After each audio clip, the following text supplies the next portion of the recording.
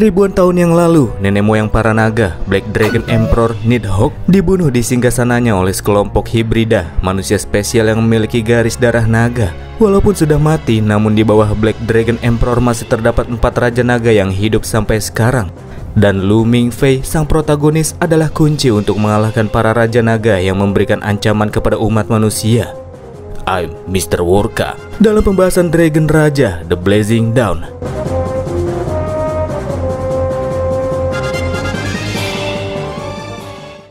Lu Mingfei, pemuda usia 18 tahun, suka main game dan cuman punya satu teman baik, itu pun teman dari game. Sejak kecil dia sudah ditinggalkan kedua orang tuanya dan hidup bersama dengan paman, bibi, dan adik sepupunya Lu Mingze. Cita-cita Mingfei simpel, dia cuman pengen jadi penjaga warung dan ngelamun sampai sore, hidup dengan tenang meskipun duitnya pas-pasan. Mingfei beberapa kali daftar universitas luar negeri dan sore itu dia pergi ke kantor pos buat ngambil surat hasil pendaftarannya. Selain dapat surat tipis yang dia yakini pasti surat penolakan dari universitas tempat dia daftar, dia juga dapat surat lain yang lebih tebal. Di dalamnya berisikan sebuah ponsel dan surat undangan untuk jadi murid Akademi Castle di Chicago, serta menjanjikan beasiswa buat dia. Paman dan bibi Mingfei yakin kalau surat undangan itu cuma scam, akal-akalan orang zaman sekarang buat nyari duit. Ya, meskipun keesokan harinya Mingfei tetap pergi sih buat interview. Pas sampai lokasi, Mingfei kaget gara-gara tempat interviewnya itu hotel yang mewah. Dan yang bikin dia tambah kaget lagi, ternyata ada beberapa teman SMA-nya yang juga ikut interview tersebut. Di antara mereka ada Chen Wenwen, cewek yang paling Mingfei demenin pas sekolah. Mingfei kasih support cewek tersebut kalau dia pasti berhasil diterima. Tapi kayaknya cewek itu gagal deh. Akhirnya giliran Mingfei pun tiba. Ada 2 orang penguji, yang cowok Yesheng, yang cewek Sakatoku Aki. Tapi ada yang aneh dalam sesi interview tersebut. Bukannya disuruh ngenalin diri di awal, Mingfei malah dapat beberapa pertanyaan aneh dari Aki. Kayak apa dia percaya sama alien, apa dia percaya sama kekuatan super, sama ditanya tentang eksistensi manusia. Karena ngira interview itu cuma scam, Mingfei pun menyerah dan keluar dari ruangan. Tepat setelah Mingfei cabut, datang Profesor Georgen sama cewek rambut merah bernama Nono. Georgen datang buat lihat hasil interview Mingfei, dan pas dapat info kalau Mingfei nyerah dan cabut dari sana, Georgen marah-marah sama 2 penguji itu. Kenapa keduanya nggak sujud buat menghalangi Mingfei pergi katanya. Dan besokannya, tahu-tahu Mingfei udah datang lagi ke hotel mewah tempatnya interview. Kali ini dia datang sama bibi, paman, dan juga adik sepupunya. Mereka diundang makan sama Profesor Georgen. Di sini Mingfei ngerasa semakin aneh karena si profesor bilang kalau dia itu lolos interview kemarin. Dan selama Mingfei gabung ke Akademi Castle, dia akan dapat beasiswa tahunan sebanyak $36.000. Jadi paman sama bibinya udah pasti ngerestuin dia. Alasan kenapa si profesor ngebet banget bahwa Mingfei ke akademi itu gara-gara orang tua Mingfei sebenarnya alumni Akademi Castle. Abis dapat surat dari orang tuanya yang dikasih sama Georgen, Mingfei langsung lari ke WC, baca surat itu dan menangis. Sampai-sampai dia nggak sadar kalau dia lagi nangis di WC cewek. Di ruang makan, abis mikir-mikir, Mingfei ngomong kalau dia mesti mikirin dulu tentang keberangkatannya ke Akademi Castle. Nono yang udah join makan di sana tahu pasti alasannya gara-gara cewek kan. Lebih tepatnya si Chen Wenwen. Loh, kok bisa tahu? Di atas gedung Mingfei menggalau. Dia dilema apakah mesti pergi ke Akademi Castle demi merajut masa depan ataukah stay di sana biar bisa terus ngelihat Chen Wenwen. Di tengah kegalauannya, tahu-tahu Nono kembali muncul, bikin Mingfei makin heran. Kok tahu-taunya nih cewek kalau dia lagi ada di sana? Bahkan dia juga tahu tentang Chen Wenwen, padahal mereka kan baru kenal. Nono yang tahu segalanya ngasih tahu kalau Chen Wenwen itu nggak suka sama Mingfei. Ngajak nonton nggak pernah, ngasih bunga nggak pernah, ngasih hadiah nggak pernah. Jadi gimana bisa Wenwen suka sama dia? Kalau masih penasaran sama tuh cewek, Nono kasih ide di mana Mingfei mesti ngungkapin perasaannya ke Wenwen. Bawa bunga mawar, disaksikan sama teman-temannya di sebuah tempat penting dan ada alunan musik menyentuh. Tatap matanya dan ungkapin deh. Kebetulan bakalan ada acara pertemuan klub sastra sekolahnya di bioskop dan di tempat itulah Mingfei bakalan ungkapin perasaannya. Melakukan persiapan, dia latihan cari kata-kata, minta tukang bioskop buat putar musik yang indah, dan gak lupa persiapin bunga. Hari pengungkapan pun tiba. Pas masuk bioskop, lampu tiba-tiba gelap. Teman-teman yang lihat ada, suara musik menyentuh ada, bunga ada. Inilah waktunya. Tapi ternyata taunya ada teman sekelasnya yang pakai kesempatan tersebut buat ungkapin perasaan duluan ke Wenwen sebelum Mingfei ngomong apa-apa. Dan Chen Wenwen menerima cowok tersebut. Sementara Mingfei masih mencoba memahami situasi, diam tanpa kata.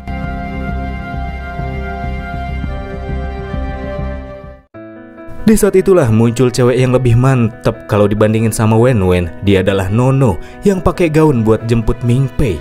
Dari kejadian ini Ming Pei menjadi yakin jika dia harus memilih untuk pergi ke Academy Castle.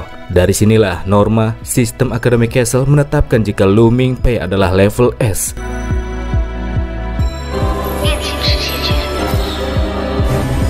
Pas sampai di stasiun Amerika, bukannya dapat info jalur kereta khusus buat pergi ke Academy Castle, Ming Pei malah dikira gembel sama orang-orang.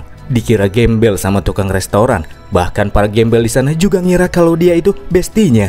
Sebelum akhirnya dia ketemu sama pemuda bernama Finger, seniornya di Academy Castle. Dia kemudian nganterin ke jalur kereta khusus yang memang nggak diketahuin sama orang-orang awam. Sebagai orang-orang berlevel rendah di Academy, mereka mesti nunggu kereta yang nggak tahu jam kedatangannya. Saking lamanya nunggu, Finger pun ketiduran. Begitupun dengan Ming Pei yang juga ketiduran.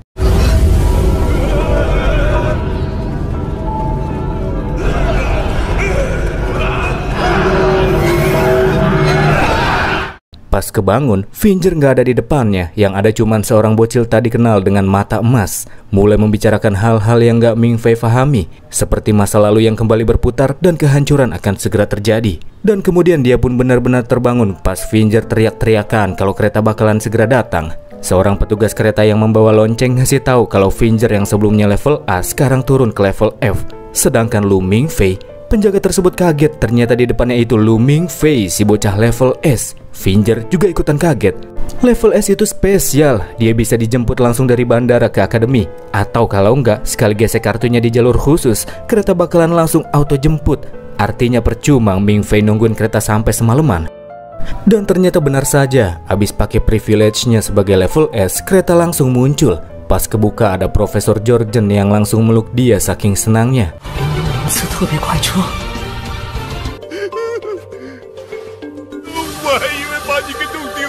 Ngobrol empat mata sama Jorgen. Selama perjalanan Jorgen ngasih tahu kalau Academy Castle merupakan akademi yang gak banyak diketahui sama orang dan dikhususkan untuk membunuh para naga. Abis denger itu Ming Pei jadi paham kalau si profesor itu ternyata adalah ODGJ dan Academy Castle itu hanyalah rumah sakit jiwa.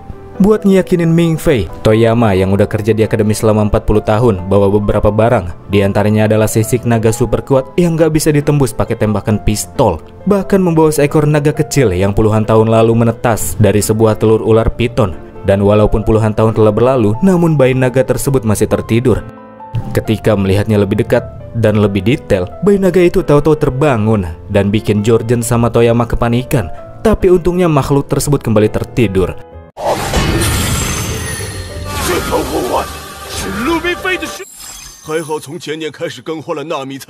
Setelah melihat naga yang asli, kini realitas dunia yang terbangun di pikiran Ming Pei dari kecil sudah hancur berantakan.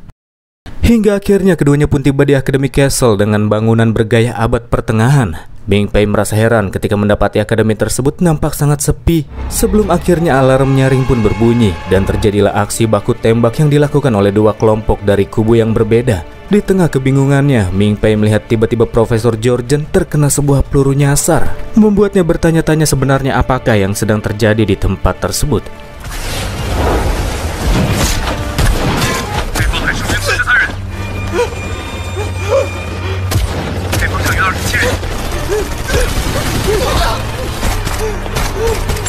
Dari peperangan yang terjadi, hampir seluruh orang pada akhirnya tumbang terkena tembakan, menyisakan dua orang pemuda, yang pirang Kaisar Gatuso, yang Cina Chu Jihang, dan keduanya kemudian melangsungkan duel adu pedang-pedangan.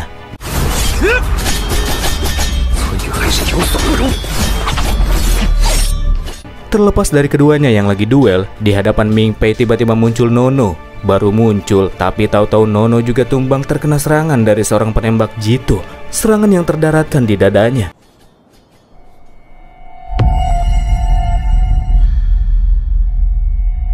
Kena guncangan mental, Ming Pei pun menggila. Mengambil pistol, dia menembak si penembak jitu, menembak Kaisar, serta Chu Jihang. Di sini Ming Pei hanya memerlukan satu door untuk menumbangkan mereka.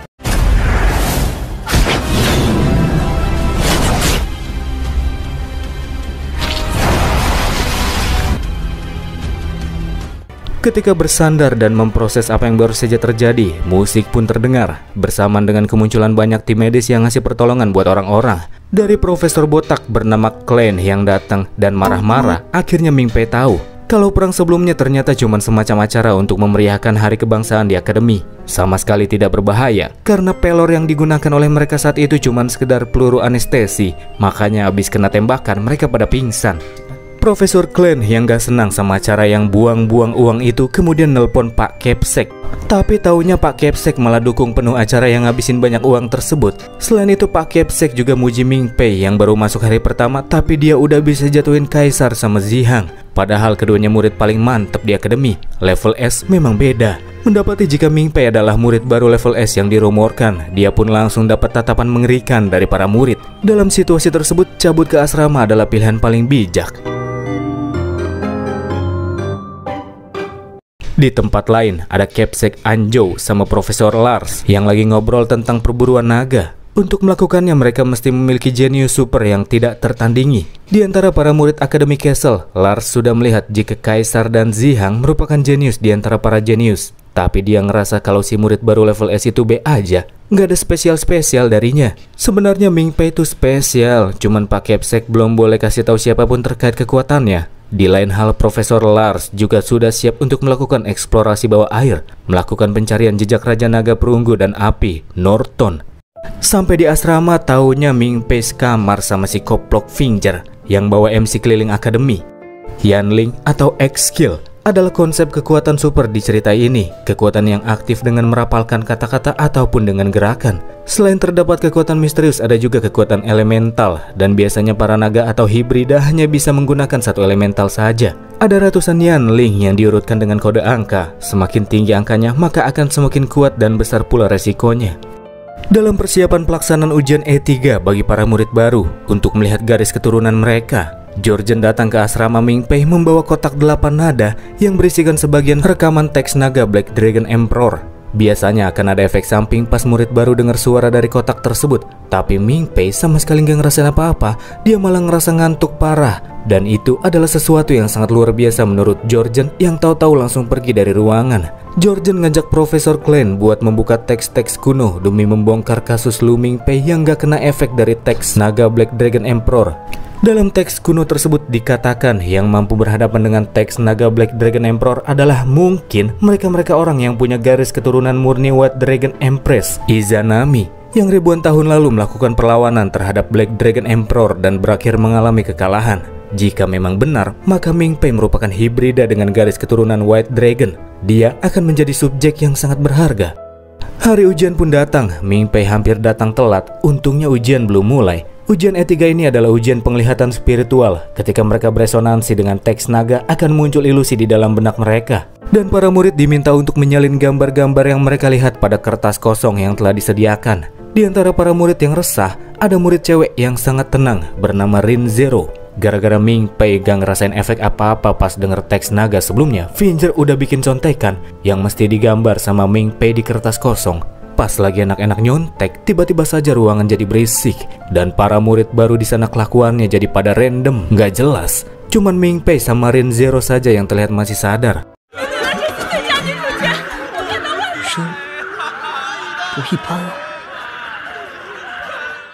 7 gambar pun selesai dibuat dan tahu-tahu ruangan jadi sepi. Yang ada cuman bocil mata emas misterius yang akhir-akhir ini muncul di depan Ming Pei. Bocil tersebut ngenalin dirinya sebagai Lu Mingze, nama yang sama kayak adik sepupu MC. Mingze kasih tahu kalau penglihatan spiritual itu bisa bikin seorang ngelihat isi hati terdalamnya. Makanya Ming Pei bisa ngelihat bocil tersebut, bocil yang mestinya sangat dia kenali.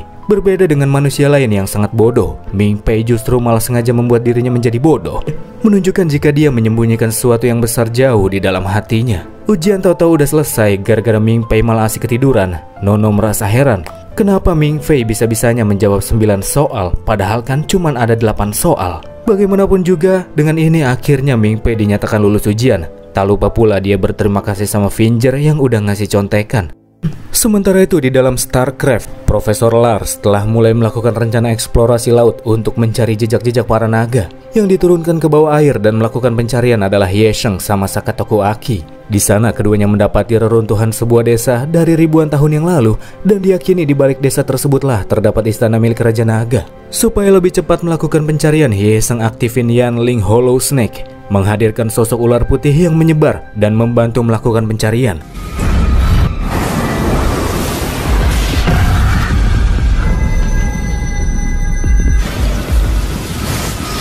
Setelah mendapatkan beberapa temuan, tiba-tiba terjadi gempa bawah laut, bikin Ye Seong sama Aki jatuh ke dalam reruntuhan, dan sinyal keduanya pun terputus dari Starcraft. Beruntungnya Ye Seong masih bisa komunikasi pakai Hollow Snake.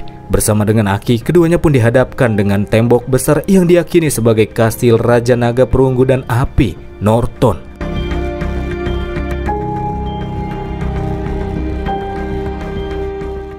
Untuk bisa masuk ke dalam istana naga, Lars turun ke bawah air sebentar menggunakan Yanling Holy Land untuk memurnikan dan membersihkan area sekitar pintu masuk. Hingga terlihatlah tubuh manusia dengan ukuran lebih besar yang akan menjadi akses untuk bisa memasuki istana. Lars juga membawa bayi dengan garis keturunan naga yang sangat murni, lebih murni daripada Chu Zihang. Bayi itu merapalkan Yanling tingkat tinggi, Key of Solomon, untuk bisa mendapatkan kunci yang dibutuhkan.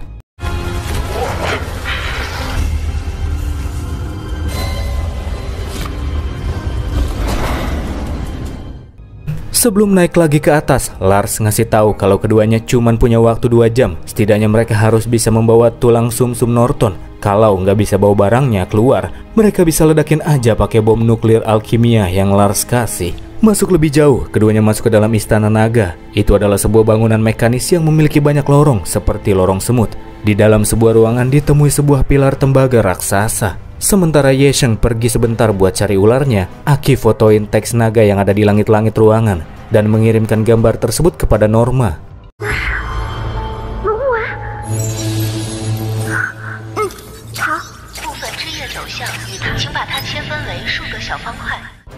Tanpa sadar, gara-gara mengamati teks naga tersebut, tubuh Aki yang tak terkendali bergerak sendiri, pergi ke sebuah ruangan dan menyentuh totem suku naga. Sebelum akhirnya dia disadarin sama Ye Seong yang kembali dan ngeliat kalau Aki diikutin sama sebuah patung.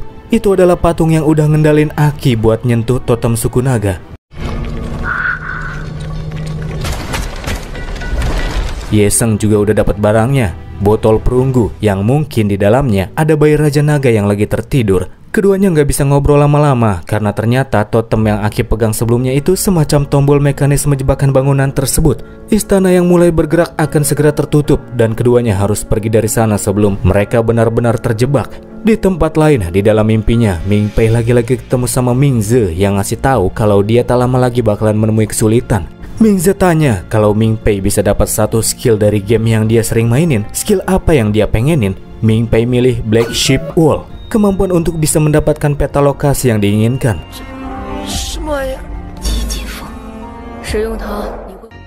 Ming Pei pun terbangun gara-gara Finger. Di malam itu para murid level A ke atas disuruh buat ngumpul.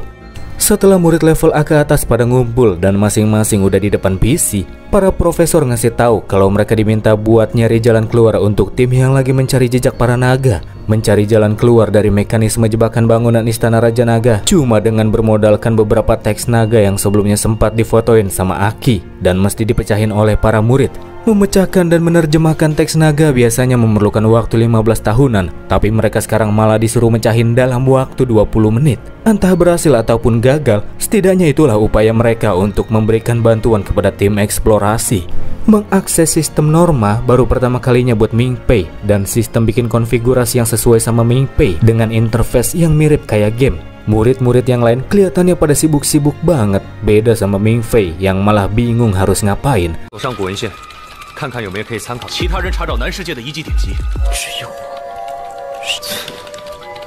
Ingat sama perkataan Ming Ze pas di mimpi sebelumnya. Daripada nggak nyoba sama sekali, Ming Pei tulis aja Black Sheep Wall. Gara-gara itu sistem tiba-tiba jadi non-aktif sebentar, dan pas hidup lagi, rute pelarian pun berhasil terpecahkan. Nggak bisa dipercaya, dan yang melakukan itu semua adalah Lu Ming Pei.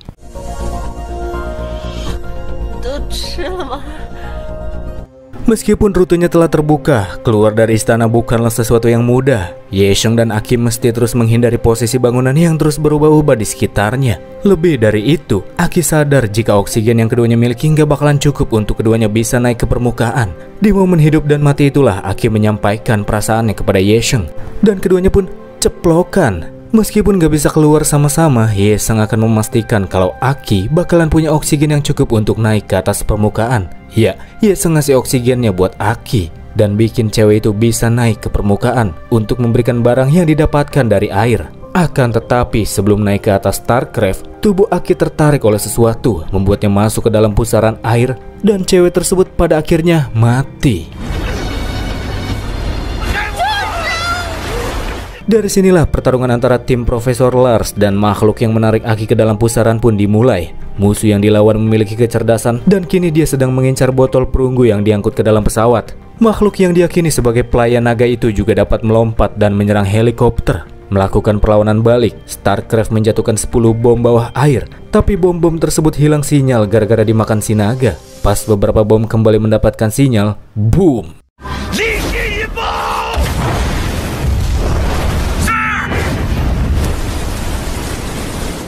Kirain udah menang, tapi ternyata asisten Profesor Lars ketusuk dari belakang dan ditarik ke dalam air sama musuh. Lars yang murka langsung nembak asal-asalan ke air. Dan pas Lars nangis, dia malah diketawain sama si naga.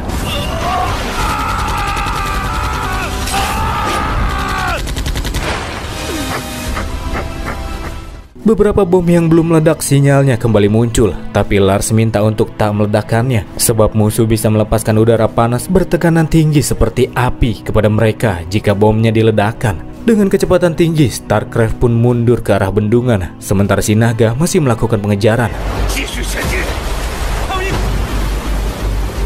Masuk ke dalam benteng bendungan, si bayi membukanya dengan Key of Solomon dan kembali menutupnya untuk menjebak tubuh musuh. Dan di saat itulah bom baru diledakkan. Sayangnya Lars mesti kena potongan taring si naga sebelum dia aktifin Holy Land miliknya. Walaupun krunya selamat, tapi tidak dengan Lars yang tubuhnya udah ketembus gigi besar.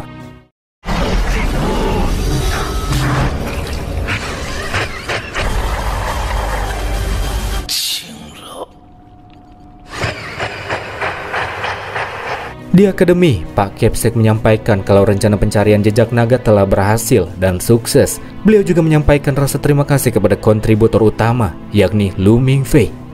Rencana tersebut memang berhasil, tapi sayangnya itu juga harus memakan korban jiwa. Ketika ada orang yang meninggal di akademi, lonceng akan berbunyi bersama dengan diterbangkannya burung merpati. Sementara para murid berdoa dan meletakkan sapu tangan mereka di permukaan.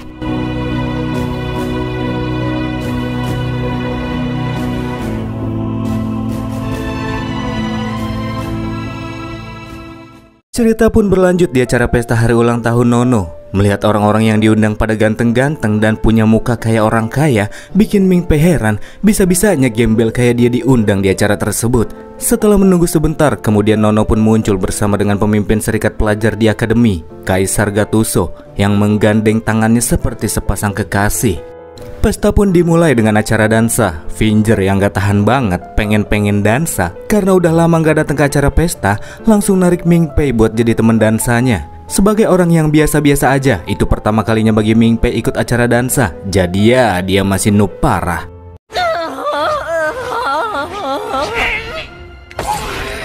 Acara dansa pun dihentikan sebentar. Di depan para tamu undangan, Kaisar mulai berpidato terkait dengan sosok yang bisa dikatakan sebagai sekumpulan orang-orang elit, dan semuanya kini sedang ada di dalam ruangan. Intinya dia mau nyampein kalau kehadiran mereka di akademi itu bukan cuman buat senang-senang atau cuman buat cari pamor, melainkan ikut berjuang dalam peperangan melawan naga. Dia juga pengen nunjukin dominasinya yang lebih besar daripada Lu Mingfei si level S. Menganggap jika Lu Mingfei juga bagian dari elit, Kaisar minta dia buat diri di sebelahnya. Kalau nggak mau, dia disuruh keluar aja. Karena belum siap sama penawaran Kaisar yang sejatinya pengen rekrut dia ke serikat pelajar, Mingfei disuruh nari lagi satu lagu sambil mikirin jawabannya. Sebelum diajak nari lagi sama Finger, Rin Zero datang dan ngajakin Mingfei buat dansa. Kalau dibandingin sama Finger, ini lebih baik. Karena bukan cuman pengen seneng-seneng doang kayak si Finger, Zero juga ngajarin cara dansa yang benar kepada Mingfei.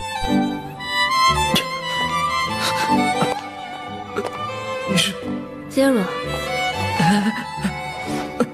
Abis nari, Zero pun keluar. Di situ Mingpei juga ngeliat Nono keluar, dan akhirnya Mingpei pun mutusin ikut keluar, menemui Nono buat ucapin selamat ulang tahun kepadanya.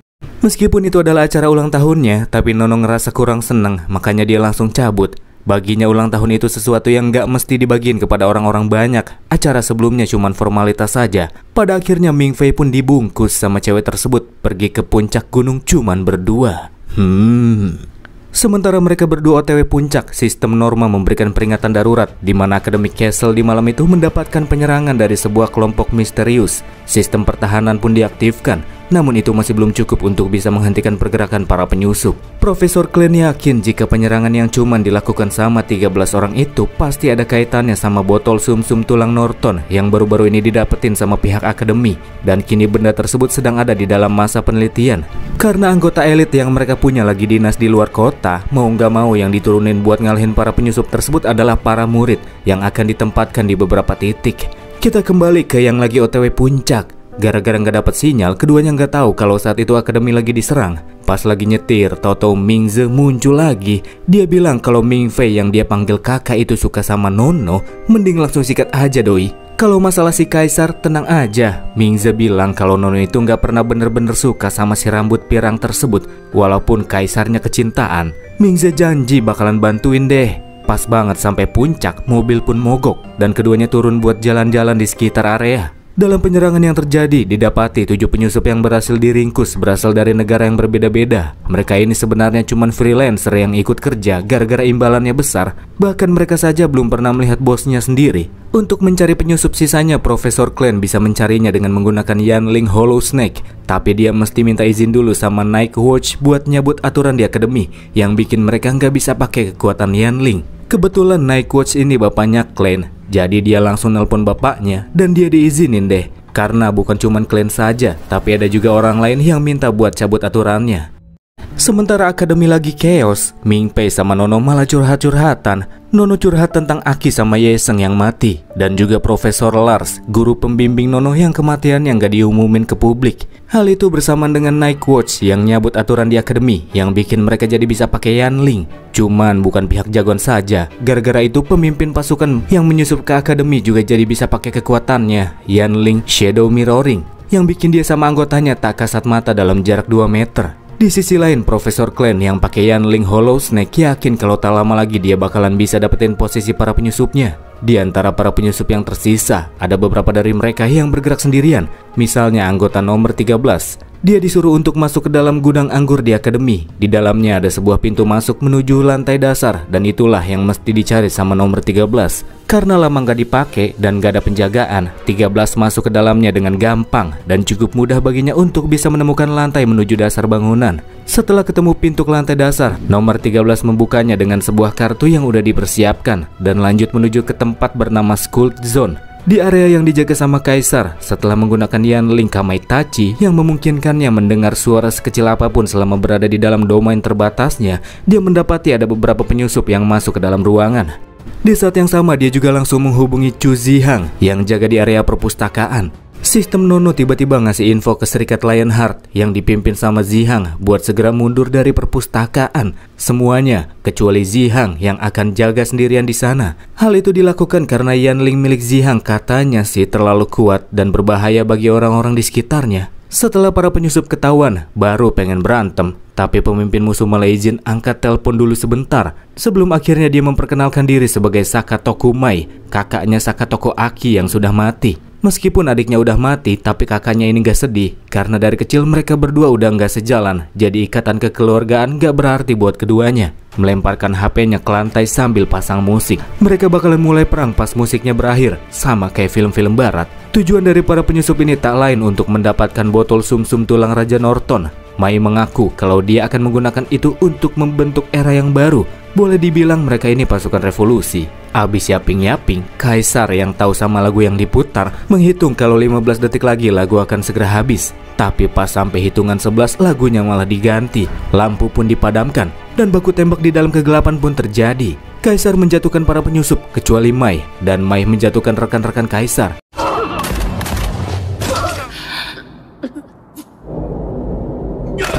Dan ternyata kedua belah pihak sama-sama menggunakan peluru Friga atau peluru anestesi demi menghindari korban jiwa. Tugas Mai di sana cuma buat menahan Kaisar yang paling kuat di akademi. Begitupun dengan Chu Zihang yang akan ditahan sama gadis berwajah palsu. Dari telepon yang masih tersambung, Zihang mendengar semua obrolan Kaisar sama Mai, yang pada akhirnya keduanya kembali melanjutkan pertarungan. Mai yang udah tahu Yanling Kametachi kuat di dalam kegelapan nyuruh Kaisar buat matiin aja lampunya. Dan ya, pertarungan di tengah kegelapan pun terjadi. Tapi anehnya, Kametachi Kaisar kehilangan pergerakan target meskipun target lagi berada di dalam zonanya.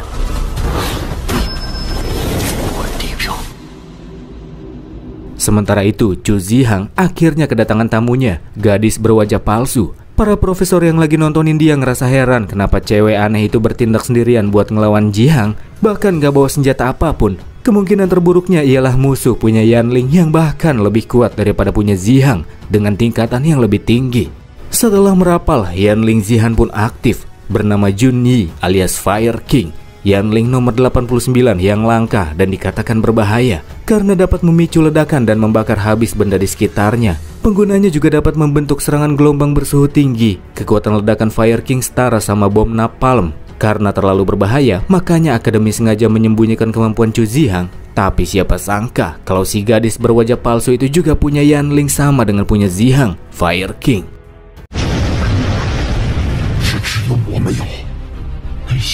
Di tempat lain, si nomor 13 di tengah jalan ketemu sama sistem Eva. Walaupun sistem tahu kalau si 13 itu adalah musuh, tapi anehnya dia punya hak buat bertanya secara bebas. Gak menyia-nyiakannya, si 13 kemudian tanya jalan menuju School Zone. Dan sistem pun ngasih tahu jalan ke sana dengan akurat tanpa sedikit pun kebohongan. Setelah memasuki area lorong yang cukup sempit, nomor 13 dihadapkan dengan sebuah kolam air, tempat di mana dia menemukan sebuah pintu besi yang terlihat cukup misterius yang dapat dia buka secara manual. Beralih ke puncak, sambil main air, Nono jelasin kalau Kaisar itu sebenarnya bukan orang jahat. Dia cuman berjiwa kompetitif aja dan cuman pengen ngasih tahu Ming Fei kalau dia itu bukan ancaman bagi Kaisar. Di tengah obrolan, Nono tiba-tiba ngajakin Ming Fei gabung jadi bagian anggota serikat pelajar. Ini pasti siasat licik Kaisar, kirim-kirim cewek bohai cuman biar dia gabung sama serikat pelajar, pikir Ming Fei yang gak bakalan kena jebakan. Sebelum akhirnya Nono kasih tahu kalau itu bukan keinginan Kaisar, melainkan keinginan sendiri yang pengen punya sosok junior. Nono janjiin kalau Ming Fei jadi juniornya, maka cewek tersebut bakalan ngelindungin dia. Gara-gara Nono baik, cantik lagi, akhirnya Ming Fei setuju gabung ke serikat pelajar. Nono kasih tahu kalau setiap tahun dia selalu datang ke puncak gunung karena biasanya bakalan ada seseorang yang ngasih hadiah buat dia. Hadiah yang berbeda-beda dan kali ini dia berharap dapat bunga segar. Bantuan Mingze pun aktif dengan mobil yang kembali menyala dan putar lagu Menyentuh. Bersama dengan munculnya kembang api. Dan inilah hadiah yang ditunggu-tunggu sama Nono karena ada tulisan HBD Nono di kembang apinya. Entah siapa yang memberikan hadiah tersebut, Nono sangat kangen sama ibunya yang telah tiada.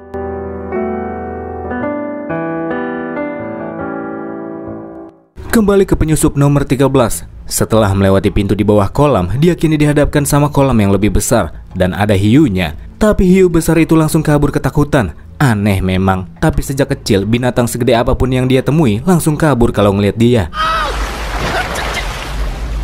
Melanjutkan tugasnya, akhirnya nomor 13 tiba di sekitar area penelitian, tempat di mana botol sumsum tulang naga yang berbentuk seperti telur emas itu berada. Di sana ada Pak Kepsek Anjo yang lagi berseteru sama para peneliti yang pengen ngebedah dan ngebelah telur tersebut. Botol sumsum tulang itu sangat keras, saking kerasnya bahkan Raja Naga saja kesulitan buat ngebukanya. Tapi terdapat retakan pada dinding benda tersebut. Pak Kepsek yakin kalau retakan itu terbentuk ketika Profesor Lars tuangin cairan timah abu-abu, satu-satunya cairan yang bisa mengkorosi logam campuran pada dinding telur. Tapi pas hasil MRI keluar, taunya ada dua rongga di dalam telur itu. Yang satu masih ada dan satunya lagi udah keluar dari cangkang. Artinya retakan telur itu bukan karena ulah Profesor Lars, melainkan entitas dari dalamnya sudah keluar dari celah tersebut dalam waktu yang cukup lama. Karena terlalu berbahaya, di sini Pak Kepsek nyuruh supaya si kepala peneliti nggak ngelakuin pembelahan telur. Itu sangat beresiko. Kalau yang mereka keluarin sosok Raja Naga, nantinya bukan cuma mereka, tapi seluruh akademi bakalan terancam. Pada akhirnya mereka semua pun pada pergi dari tempat yang berbahaya tersebut, habis disuruh sama Pak Kepsek. Setelah ruangan sepi, disitulah si 13 melanjutkan aksi. Pas lagi foto-fotoin barangnya, dia mulai halusinasi. Muncul penglihatan-penglihatan aneh di pikirannya, yang bikin si 13 pada akhirnya berhenti melanjutkan pekerjaan sebelum nuangin cairan timah abu-abu ke botol sumsum tulang yang jatuh ke lantai. Dan dia cabut tanpa bawa barangnya karena masih sayang nyawa. Tapi tak lama setelah nomor 13 pergi, muncul sosok misterius yang ngambil cairan timahnya. nuangin itu ke dinding telur, terus dia nyeset tangannya dan netesin darah ke sekitar telur sambil baca mantra yang bikin entitas di dalamnya terbangkitkan.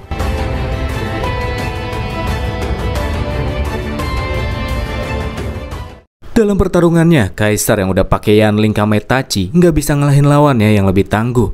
Selain punya Yanling Shadow Mirror, Mai juga merupakan seorang ninja yang bisa pakai ninjutsu. Meskipun bisa menghentikan serangan Mai dengan mendengar detak jantungnya ketika lagi nyerang, tetap aja kalau lanjut, Kaisar bakalan kalah karena Mai masih pegang beceng.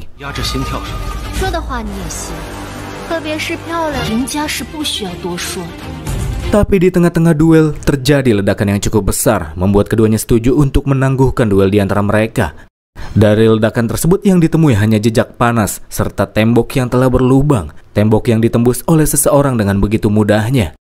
Sementara itu dalam pertarungannya melawan gadis berwajah palsu, Chu Zihang masih saling jual beli serangan. Meskipun terlihat seimbang, namun pada kenyataannya musuh masih belum mengeluarkan segenap kemampuannya. Dalam pengendalian Yanling Fire King, musuh ada di atas Zihang. Alasan kenapa musuh masih belum ngalahin dia itu karena tugasnya cuma disuruh buat nahan aja, bukan ngalahin lawan, makanya Zihang gak dibunuh. Nomor 13 yang keluar dari tempat penelitian pengen kabur pakai motor, melewati rentetan tembakan yang dilepaskan sama para murid. Tapi pas sudah nyampe pintu keluar, tahu-tahu dia malah ditabrak sama mobil yang dikendarain sama Lu Mingpei.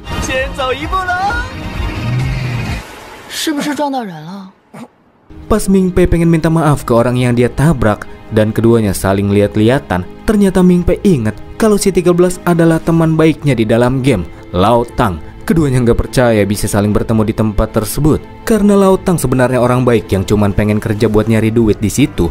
Mingpei pun bantuin dia keluar naik mobil. Sama Nono dia bakalan pura-pura jadi sandera. Dari arah belakang ketiganya merasakan hawa panas dan pas dilihat dari spion, taunya ada seorang anak yang berada di tengah kobaran api. Ngerasa ngeri, mereka pun langsung tancap gas.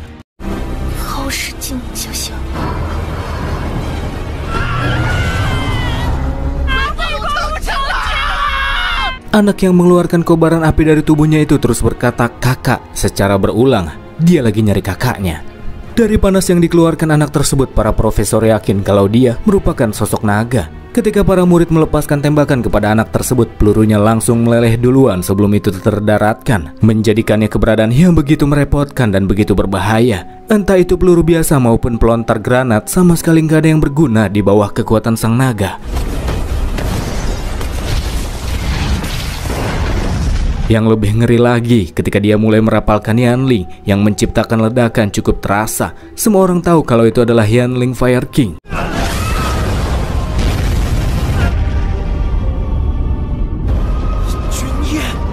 Gema dari ledakan itu juga dirasakan sama Chu Zihang yang lagi duel. Keduanya pun memilih buat menghentikan pertarungan setelah mendapati adanya naga yang baru saja menggunakan Yanling Fire King dan tingkat pengendaliannya lebih kuat daripada Chu Zihang ataupun gadis berwajah palsu. Memasang aturan agar musuh nggak bisa pakai Yanling juga nggak memungkinkan sebab Nightwatch yakin jika yang sedang mereka lawan adalah naga generasi pertama alias Raja Naga Perunggu dan Api, salah satu dari 4 Raja Naga Agung. Di arah lain, Mai laporin rekannya gara-gara rencana yang mereka bentuk sekarang sudah berantakan karena kemunculan sosok yang mengeluarkan api seperti matahari dari tubuhnya. Menurut rekan Mai yang tahu kalau itu adalah Raja Naga yang mestinya mereka rebut, harusnya sih cuma dengan menuangkan cairan timah abu-abu ke dalam botol tulang sumsum itu nggak bakalan bikin buat Raja Naga bangun. Ya, dia terbangun karena adanya campur tangan dari pihak ketiga yang identitasnya belum diketahui. Dari rekaman video yang diambil, rekan Mai ini tahu kalau matahari berjalan itu bukan Norton, melainkan Konstantin, kembarannya. Konstantin yang baru terbangun masih belum bisa mengendalikan kekuatannya. Jika saja makhluk itu meledak, maka dia akan memicu sebuah Yanling tingkat tinggi, yaitu Candle Dragon, sebuah Yanling yang mampu memusnahkan sebuah wilayah. Gak jauh dari sana ada Nono, Lao Tang, sama Mingfei yang lagi nontonin penyerangan Raja Naga. Disitulah Lao Tang ngobrol kalau dia ikut menyusup di sana cuman buat disuruh ngambil entitas yang ada di dalam botol tulang sumsum. Tapi karena ngeri, dia nggak jadi melakukannya. Dari pergerakan si naga yang selalu berjalan mendekat, Nono yakin kalau naga itu lagi mengincar salah satu di antara mereka. Di tengah kekacauan itu, tahu-tahu muncul Finger di sana yang ngaku sangat sial, padahal dia cuma pengen datang ke pesta, tapi malah ketemu Raja Naga. Melihat si naga yang semakin dekat ke arah mereka, Mingpei dan teman-teman pun langsung kabur ke tempat kolam renang dengan keyakinan kalau mereka harus ada di air supaya naga itu nggak mau mendekat. Di tengah jalan Ono berpisah gara-gara ketemu Kaisar. Jadi cuman mereka bertiga yang lanjut masuk ke dalam kolam renang. Dari rekan Mai didapati jika mereka mau ngasih damage buat Raja Perunggu dan Api Konstantin, mereka mesti serang pakai peluru non logam seperti peluru Frigga. Meskipun gak bisa membunuhnya, setidaknya si Raja Naga bisa dipukul mundur. Info tersebut diteruskan sama Mai ke Kaisar, diterusin lagi ke Profesor Weber, dan kemudian para penyerang dari yang sebelumnya menggunakan peluru asli serentak menggantinya dengan peluru Frigga, membuat mereka mulai mendorong sang naga.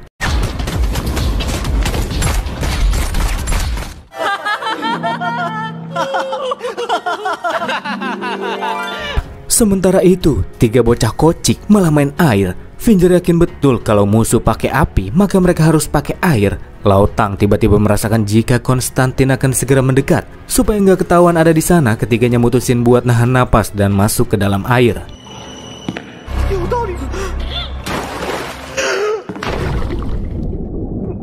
Ketika naik ke atas permukaan, taunya Ming Pei malah terlempar ke tempat yang tak dia kenali. Ming Pei yakin kalau tempat itu adalah dunia ilusi yang dibikin sama Lu Mingze, kayak sebelum-sebelumnya. Keliling sebentar, tahu-tahu yang ditemuin bukan Lu Mingze, melainkan Konstantin. Sambil nyebut kakak, dia mulai nyium-nyiumin badan Ming Pei. Di sini Ming Pei masih belum ngeh kalau di depannya itu Raja Naga. Sebelum akhirnya dia melihat sebuah bangunan piramida dan sadar kalau itu adalah istana Raja Naga Perunggu dan Api. Dan anak yang lagi nyium-nyium badannya itu si Raja Naga.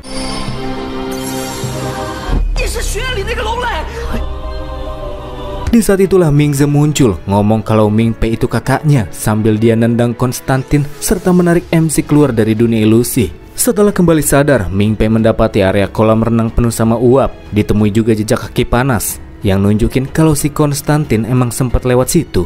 Bukannya ketemu sama Lautang dan Finger, Ming Pei di sana malah ketemu sama Pak Kepsek yang kemudian bawa Ming Pei ke atas sebuah menara, memberikannya sebuah laras panjang dan satu peluru khusus dari batu filsuf, sejenis peluru alkimia langka yang katanya sih bisa membunuh sosok Raja Naga. Meskipun Ming Pei agak meragukan kemampuannya, tapi Pak Kepsek Anjo begitu percaya kalau Ming Pei dapat melakukannya. Di dahi Konstantin terdapat mata ketiga yang menjadi kelemahannya, dan Ming Pei hanya perlu menembaknya setelah dapat instruksi dari Pak Kepsek. Tugas tersebut juga hanya bisa dilakukan oleh Ming Pei yang gak bakalan kena sama efek samping dari Yanling Time Zero yang Pak Kepsek kuasai. Finger sama Lautang ternyata gak setia-setia amat. Keduanya lari begitu cepat, ninggalin Ming Pei di kolam sendirian biar bisa selamat. Konstantin yang meneriakkan kakak semakin keras tertuju ke arah Lautang, tiba-tiba berubah ke bentuk naganya setelah menerima banyak serangan.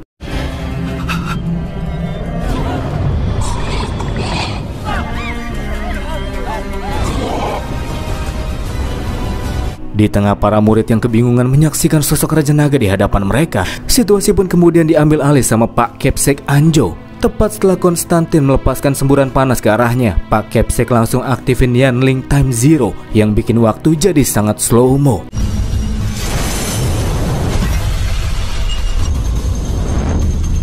Di saat itulah Pak Kepsek menggunakan belati untuk menyayat dahi sang naga, membuka mata ketiganya. Lanjut dengan Ming Pei yang lepasin tembakan tepat terdaratkan di mata ketiga sang naga.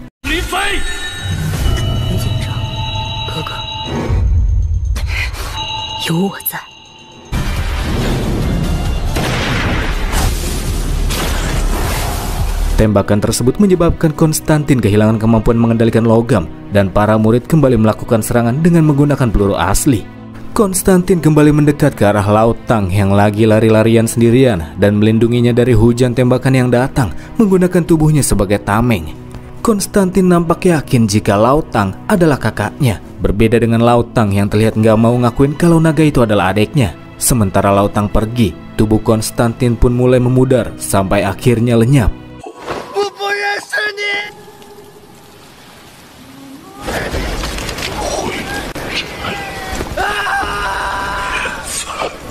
Ketika kabur menjauh dari Akademi Castle, berbagai ingatan dengan Konstantin pun mulai dilihatnya. Ingatan yang telah berlalu ribuan tahun lalu. Hingga akhirnya Lautang pun menyadari siapa dia sebenarnya. Dia adalah kakaknya Konstantin, Raja Naga Perunggu dan Api, Norton, yang kini telah terbangkitkan.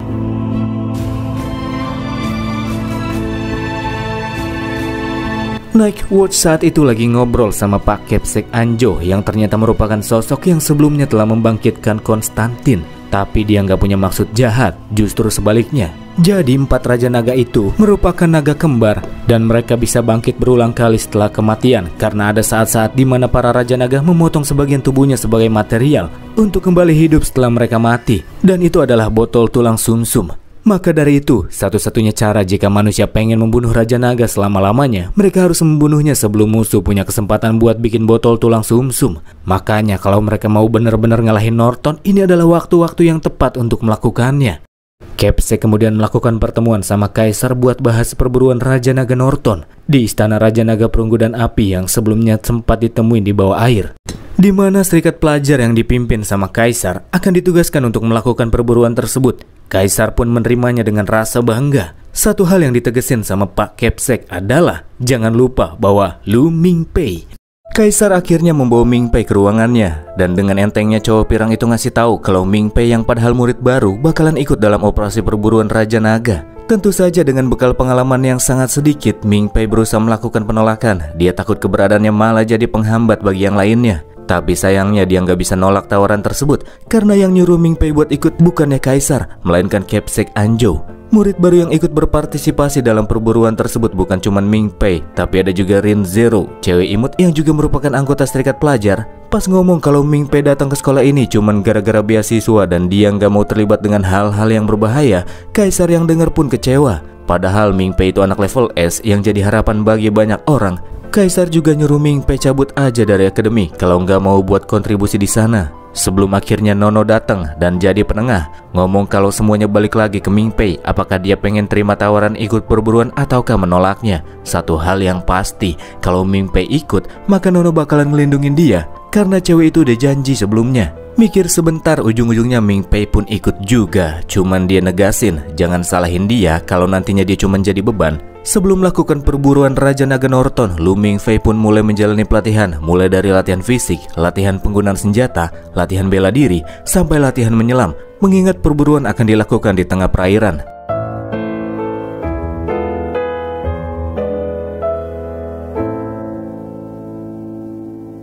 2 bulan pun berlalu, ini menjadi hari di mana perburuan Raja Naga Norton akan dilakukan. Operasi tersebut dipimpin sama Profesor Klein, dan anggotanya merupakan para elit terbaik yang sebagian besar berasal dari serikat pelajar. Starcraft yang kali ini dibawa lebih mantap persenjataannya kalau dibandingin sama yang dibawa sama Profesor Lars sebelumnya. Starcraft tersebut juga memiliki 3 torpedo khusus yang telah ditanami peluru spiral alkimia dengan kode nama Tempest. Ketika terdaratkan, pecahan peluru akan berputar dan mekar seperti bunga dan cukup untuk membelah pelayan naga menjadi 2 bagian. Sedangkan untuk tim yang beroperasi di bawah air akan membawa sebuah bom khusus menyusup ke dalam istana Raja Naga dan meledakkannya. Mestinya yang turun ke bawah air itu Kaisar sama Zero yang jadi tim A. Tapi gara-gara Zero punya kondisi khusus, yang mana hari itu dia nggak boleh nyelam karena takut masuk angin, kata neneknya. Akhirnya yang turun ke bawah air adalah Ming Pei sama Nono di tim B. Permintaan Zero menjadi hak istimewa wanita yang mesti dipenuhin. Terlebih Nono juga menyetujuinya. Jadi mau gak mau Ming Pei gak bisa nolak.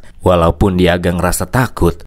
Gak usah khawatir kalau nantinya ketemu sama Norton, karena Raja Naga itu lagi belum pulih seutuhnya. Masih berada di tubuh manusia dan belum menjadi Raja Naga sejati. Kemungkinan besar Norton sekarang sedang berhibernasi dan di tengah masa pemulihan.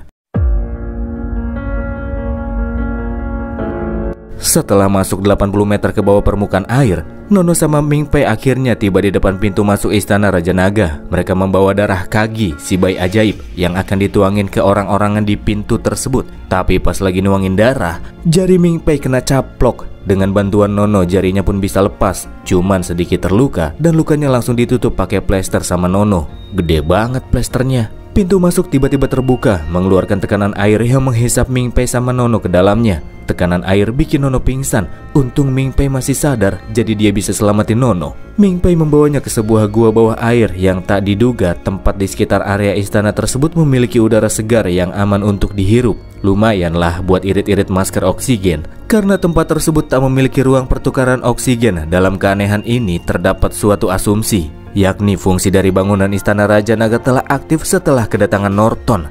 Kemungkinan besar Ye Sheng dan Aki juga sempat melewati jalur tersebut. Cuman pas mereka datang ke sana hanya ada udara yang kotor yang bikin mereka nggak bisa hemat oksigen. Tujuan keduanya ialah meletakkan bom di ruang istirahat Raja Naga Norton. Untuk bisa menemukannya, Ming Pei pertama-tama memastikan genangan air di lantai bersih dan bisa diminum. Setelah memastikannya, dia kemudian menuangkan cairan berwarna ke genangan air di bawah lantai dan mengikuti alirannya. Karena semua air bersih akan mengalir menuju lokasi istirahat Raja Naga. Hingga akhirnya mereka pun tiba di sebuah ruangan dengan pohon tembaga yang juga sempat ditemuin sama Yeseng dan Aki sebelumnya. Terus mengikuti cairan berwarna yang mengalir. Cairan tersebut berhenti di sebuah ruangan dengan terlihatnya patung raksasa perunggu Raja Naga Norton.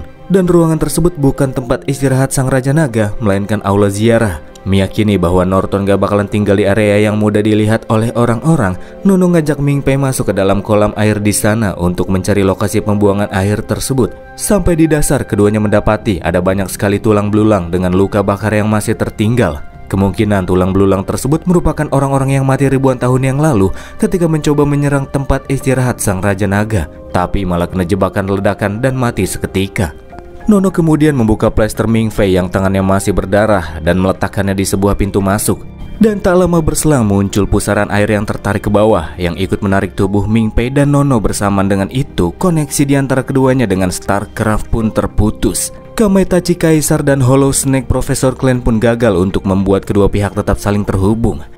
Nono dan Ming Pei sampai di sebuah lokasi yang mirip seperti sebuah desa dan hanya terdapat satu rumah kecil dan kumuh di sana. Di dalamnya terdapat lampu minyak yang menyala yang tentunya patut untuk dicurigai, mengingat tempat tersebut mestinya sudah ribuan tahun hampir tidak pernah ditinggali. Nono tiba-tiba menyuruh Ming Pei duduk di sebelah meja yang ada lampu minyaknya. Nono akan melakukan profiling. Meskipun gak punya kemampuan Yanling, tapi Nono punya kemampuan profiling. Sebuah kemampuan yang memungkinkannya menyusun kembali peristiwa masa lalu dengan menganalisa lingkungan di sekitarnya. Nono yang duduk di hadapan Ming Pei mulai fokus sebelum akhirnya dia mulai mengucapkan kalimat-kalimat aneh yang dahulu pernah diucapkan oleh sosok yang pernah duduk di sana. Itu adalah Norton dan Konstantin, dua sosok yang punya hubungan sangat dekat. Hal ini semakin meyakinkan Nono jika rumah kumuh tersebut merupakan tempat istirahat si Raja Naga Norton. Jadi dia langsung letakin bom waktu yang akan meledak dalam waktu 45 menit ke depan.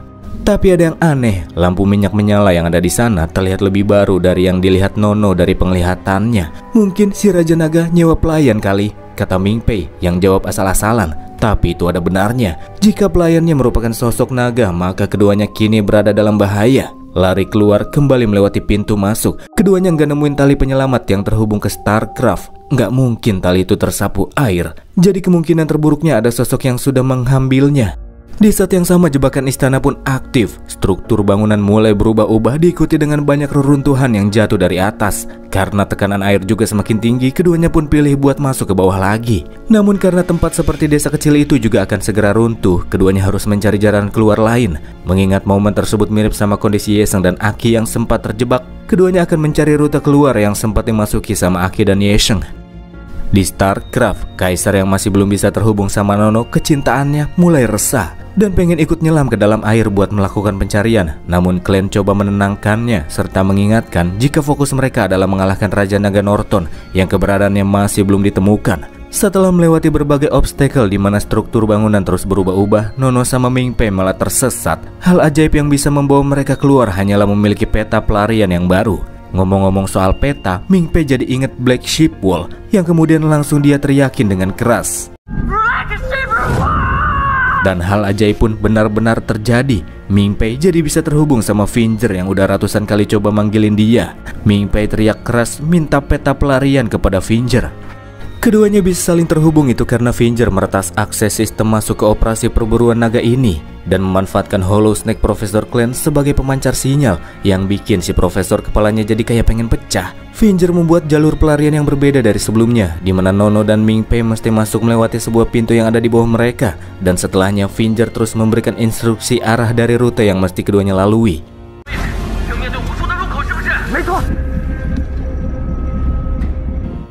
Pada saat itu seorang anggota ngelaporin kalau suhu air di sekitar mereka mulai naik. Zero yakin jika ini adalah ulah yang dilakukan oleh si Raja Naga yang pengen balik ngeburu mereka. Mereka harus segera mulai mengambil tindakan. Dan karena pemimpinnya saat itu lagi fokus jadi pemancar sinyal, akhirnya Kaisar ngambil alih sebagai pemimpin operasi sementara. Dia memberikan instruksi siap siaga kepada para personil.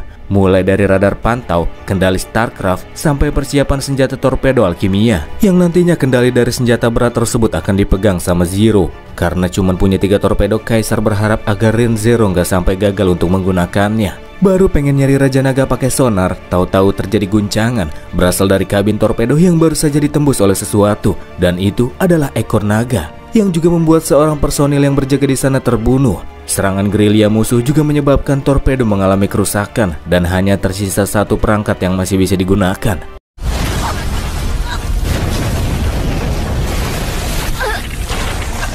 Dari kejadian tersebut, Kaisar merasa jika musuh yang selama ini keberadaannya seakan seperti tak terlihat, kenyataannya telah bersembunyi sedari awal tepat di bawah mereka. Nyari jauh-jauh, taunya musuh sangat dekat. Sebagai persiapan sebelum melakukan serangan balik, Kaisar minta ke Pak Supir buat menjauhi jarak mereka dulu dari musuh. Musuh yang gak biarin mangsa kabur turut melakukan pengejaran.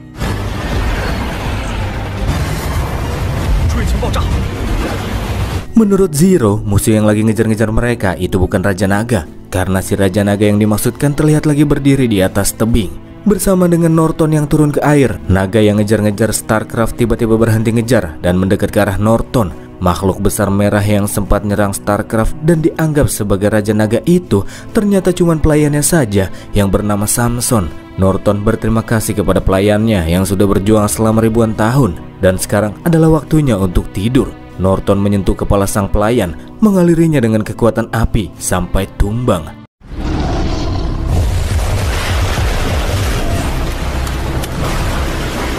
Kaisar dan anggotanya berpikir kalau Norton baru saja membunuh pelayannya sendiri. Namun faktanya saat itu Norton melakukan penggabungan diri dengan pelayannya agar si Raja Naga bisa mendapatkan kekuatan tambahan dan memungkinkannya untuk bisa menggunakan tubuh si pelayan untuk melangsungkan pertarungan. Di arah kejauhan, di area pesisir pantai, ada Saka Tokumai yang lagi mantau situasi dan menyaksikan kemunculan sang Raja Naga Norton yang memilih untuk tidak hibernasi dan malah ngambil tubuh pelayannya buat balas dendam kematian adiknya. Mai yang muncul di sana kali ini punya tugas berbeda dari sebelumnya, di mana dia harus memastikan Lu Mingfei selamat. Sedangkan untuk Raja Naga Norton, entah dia mati ataupun hidup, nggak jadi masalah. Kembali ke Nono sama Mingpei yang lagi berenang sambil menghindari rintangan di hadapan mereka, bergerak sesuai dengan arah yang dikasih tahu sama Vinger. Di tengah jalan keduanya sempat berhenti sejenak ketika melihat sebuah tengkorak dengan atribut Academy Castle. Bisa langsung diketahui kalau itu adalah tengkorak Yesheng yang mati di sana setelah ngasih oksigennya buat Ayang.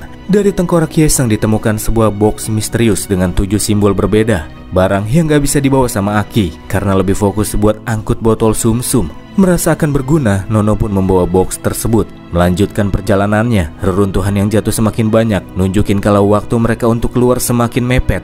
Hal itu diperparah sama komunikasi Vinger yang mati dan hampir membuat keduanya kehilangan arah. Kalau sampai nggak bisa keluar, mereka bakalan mati tertimpa batu. Bikin Mingpei yang panik minta Nono untuk cari cara biar bisa keluar. Mingpei nggak mau mati di sana. Pada saat itu sisi lain Mingfei yang lebih berani ngasih tahu kalau dia tuh mesti cari jalan keluar sendiri. Jangan biasain bergantung segalanya sama orang lain.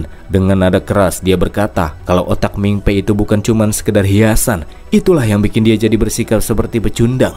Gara-gara perkataan keras itulah Mingpei jadi yakin sama jalan keluar yang sekarang keduanya sedang lalui. Setelah menggunakan otaknya, dia juga sadar jika sedari awal Raja Naga sudah memantau dan berusaha untuk menjebak keduanya di dalam sana. Setelah memiliki kepercayaan diri yang cukup dan terus melanjutkan pelarian, keduanya pun tiba di pintu keluar. Cuman kunci yang ada di mulut orang-orangan di sana udah diambil. Coba menggunakan darah naga dari lukanya. Taunya lukanya udah nggak berdarah lagi gara-gara sudah terlalu lama di dalam air. Pengen potong tangan pakai belati, belatinya malah jatuh dan menghilang. Situasi semakin buruk pas reruntuhan di atas jatuh dan ditahan sama Nono sekuat tenaga. Nggak punya pilihan lain, Mingpei pun kemudian buka helm oksigennya. Sekalipun itu sangat berbahaya karena tekanan air lagi tinggi-tingginya. Gigit tangannya sendiri sampai berdarah dan wala, mereka pun berhasil keluar dari jebakan istana Raja Naga. Gara-gara insiden tersebut yang tersisa tinggal oksigen Nono saja. Sekarang dia mesti sharing oksigen sama Mingpei dan mereka kini sedang ada 80 meter di bawah air. Dengan kondisinya yang atributnya udah rusak parah, Mingpei bakalan kesulitan untuk naik ke atas. Karena Nono jago free dive, jadi dia ngasih pakaian selamnya ke Mingpei dan sesekali minta oksigen di tengah jalan. Lonceng selam untuk mengangkut keduanya pun diturunkan StarCraft buat ngangkut Mingfei sama Nono yang diketahui mengalami kebocoran oksigen. Situasi juga masih kurang bagus karena Raja Naga Norton bisa melakukan penyerangan setiap saat. Takutnya musuh nyerang pas pesawat lagi berhenti sebentar karena pengen angkut rekan di bawah air. Pada momen tersebutlah Chu Zihang datang sebagai bala bantuan.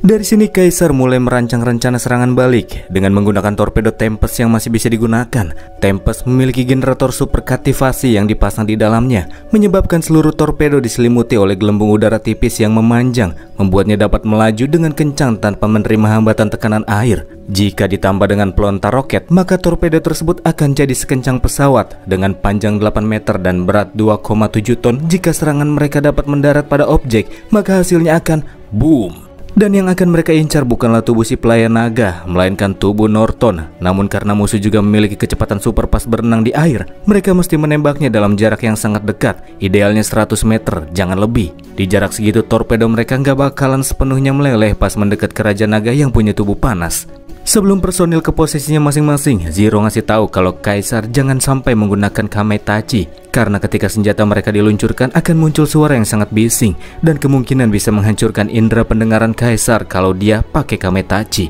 Tapi kayaknya Kaisar nggak peduli dan justru malah pengen coba denger suara super bising pakai kemampuannya itu. Yang lain udah siap beraksi. Zero beranjak pergi ke ruang peluncuran manual, sementara Kaisar stay di atas pesawat untuk memberikan instruksi. Dia menutup matanya dengan kain putih sebelum menggunakan Kametachi dan mulai melepaskan beberapa tembakan yang begitu remeh pada Raja Naga Norton.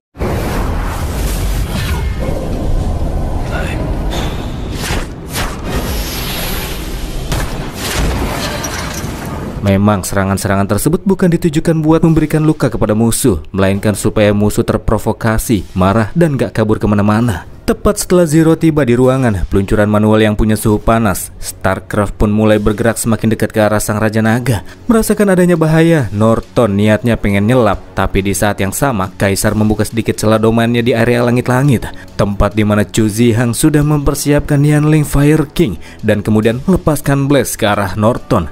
Begitupun dengan musuh yang mengeluarkan serangan serupa, sampai akhirnya terjadi ledakan ketika kedua serangan tersebut saling berbenturan.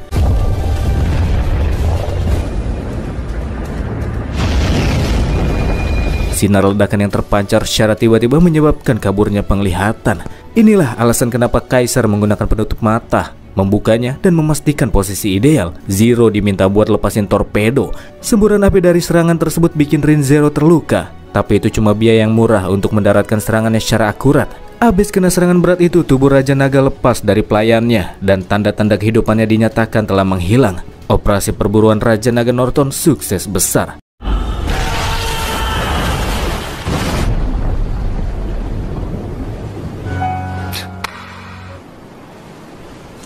Di sisi lain, Ming Fei sama Nono juga ngerasa sudah terselamatkan pas mereka ketemu lonceng selam yang bisa ngangkut mereka naik ke atas. Baru pengen bilang sesuatu, Ming Fei langsung didorong masuk ke dalam alat tersebut. Dan pas Nono juga pengen masuk ke dalamnya, tiba-tiba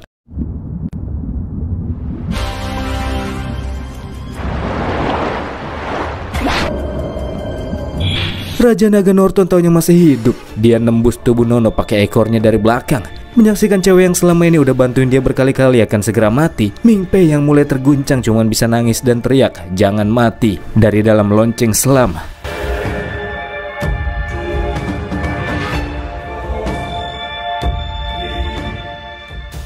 Di momen-momen tersebut, tahu-tahu Ming Fei malah masuk ke dalam dunia ilusi Lu Mingze. Ming Fei lumayan kesel, padahal situasi kan lagi genting-gentingnya dan dia mesti nyelamatin Nono, tapi malah dipanggil ke tempat itu sama Mingze. Sebelum kemudian Mingze kasih tahu kalau waktu di tempat itu bergerak jauh lebih lambat kalau dibandingkan sama dunia manusia. Jadi pas keluar dari sana situasinya bakalan sama pas ketika Ming Fei masuk sana. Setelah mendengar itu, Ming Fei langsung numpang istirahat sebentar.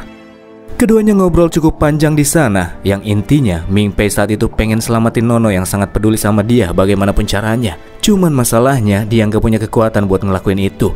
Mingze bilang kalau dia bisa bantuin Ming Fei, cuman nggak gratis. di mana Ming Fei harus bikin kontrak sama Ming Ze. Hampir sama kayak kontrak iblis, di mana si iblis bakalan menuhin permintaan manusia, dan setelahnya permintaan itu tercapai, maka tubuh dan jiwa si manusia akhirnya diambil sama si iblis. Dan syarat dari Ming Ze, setelah kontrak terjalin, Ming Fei punya 4 kesempatan buat manggil bocil tersebut sebagai bala bantuan. Setelah 4 pemanggilan selesai, atau saat Ming Fei ngerasa udah sendirian di dunia alias sendirian dalam keputusasaan, maka kontrak dinyatakan akan selesai. Habis kontrak, maka nyawa Ming Fei jadi buat Ming Ze. Bayarannya memang sangat mahal, tapi demi Nono, Ming Fei bersedia buat menjalin kontrak tersebut. Sangat simple, cuman tosan doang, kontrak pun terbentuk. Dalam bantuan yang diberikan, pertama-tama Ming Ze ngasih infinite power berdurasi yang bikin tingkat kekuatan Ming Fei pas lagi pakai Yanling jadi naik. Dia juga ngasih no glues, kemampuan pembatas Yanling orang lain.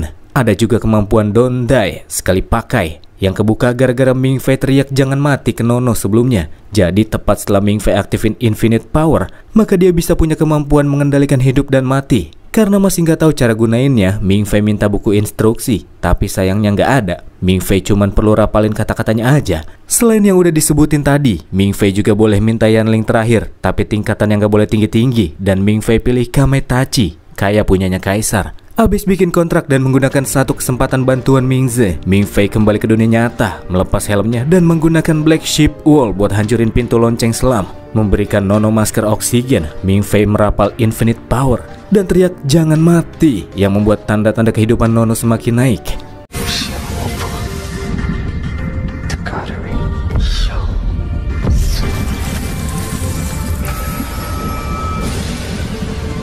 Norton yang gak biarin itu nusuk lebih dalam tubuh Nono pakai ekor tajam yang masih menancap. Tapi karena ganggu, Ming Fei langsung ngancurin itu pakai tangan kosongnya. Setelah tubuh Nono tergenerasi, Ming Fei mutusin lonceng selam dan ngikat Nono di tali penyelamat serta memberikan sinyal kepada rekan-rekan di atas permukaan. Setelah Nono diangkut ke atas, barulah pertarungan di antara Ming Fei duel lawan Raja Naga Norton terjadi. Sebelum baku hantam, Ming Fei sadar dari berbagai kemampuan yang dia dapat sebelumnya, ternyata nggak ada kemampuan tipe menyerang. Nggak masalah, kata Ming Ze, karena si kakak sudah memilikinya. Lebih tepatnya itu berada di dalam box yang ditemuin dari jasad Ye Sheng. Terdapat 1 set 7 jenis senjata alkimia yang tersembunyi di dalamnya, yang masing-masing melambangkan 7 dasar besar. Makanya set senjata ini dinamain Seven Deadly Sins. Itu adalah senjata buatan Norton yang masing-masing dari senjata punya efek yang berbeda-beda. Kata Ming Ze paling cocok sih pakai Ira atau Red buat nebas Norton yang pemarah. Sebelum itu Ming Fei aktifin no glues supaya musuh nggak bisa pakai Yanling apapun. Dengan begitu maka selanjutnya keduanya bakal gelut tanpa pakai Yanling. Ketika memanggil Seven Deadly Sins, Red nggak keluar. Yang keluar cuman Gluttony, Lust sama Pride. Ya tapi setidaknya itu masih berguna.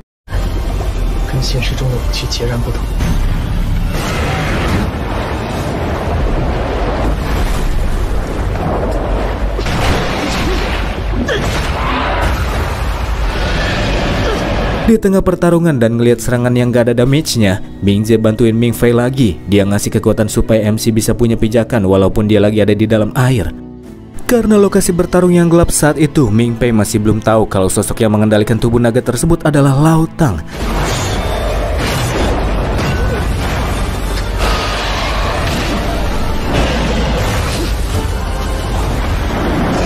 Abis jual beli serangan, musuh memilih buat kabur. Hal ini kurang bagus buat Ming Fei sebagai seorang manusia. Berbeda dengan Raja Naga yang staminanya nggak ada habis-habisnya. Dan kabur hanyalah suatu cara bagi musuh yang pasti akan segera kembali untuk memberikan pukulan telak. Untuk mencari keberadaan si Raja Naga, Ming Fei kemudian menggunakan Yanling Kametachi. Di awal-awal penggunaan Yanling tersebut yang ningkatin indera pendengaran, Ming Fei membutuhkan waktu untuk melakukan penyesuaian. Terlebih dia saat itu sedang berada di dalam air. Setelah menyesuaikan diri, Ming Fei pun berhasil menemukan keberadaan musuh yang ternyata lagi nyiapin serangan meluncur ke arahnya. Dan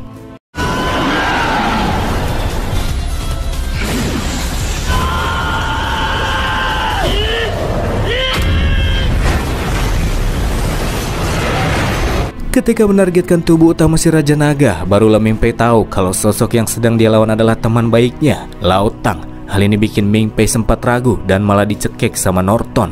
Di sini Lao Tang udah sama sekali nggak peduli sama Ming Fei, seakan semua ingatan miliknya pas hidup jadi manusia biasa telah sepenuhnya terhapuskan. Pada akhirnya nggak ada pilihan lain buat Ming Fei selain menikam temannya itu dari belakang. Karena Norton masih belum sepenuhnya pulih dan kekuatannya cuma setengah, Ming Fei jadi bisa mengalahkannya. Ming Fei saat itu cuma bisa nangis sambil melihat tubuh Lao Tang yang semakin lama semakin jatuh jauh ke dasar, sampai akhirnya tak terlihat.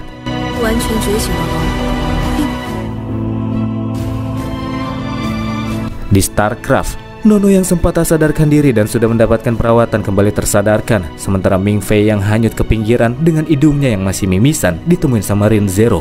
Sementara itu di area tebing pantai, Mai ngelihat kalau Raja Naga Norton ternyata masih hidup setelah kena torpedo Tempest. Vitalitas Raja Naga benar-benar super. Pada akhirnya yang melakukan last hit kepada Raja Norton adalah Mai yang melepaskan tembakan batu filsuf kepadanya. Dan cewek itu langsung pergi setelah memastikan Lu Ming Fei selamat.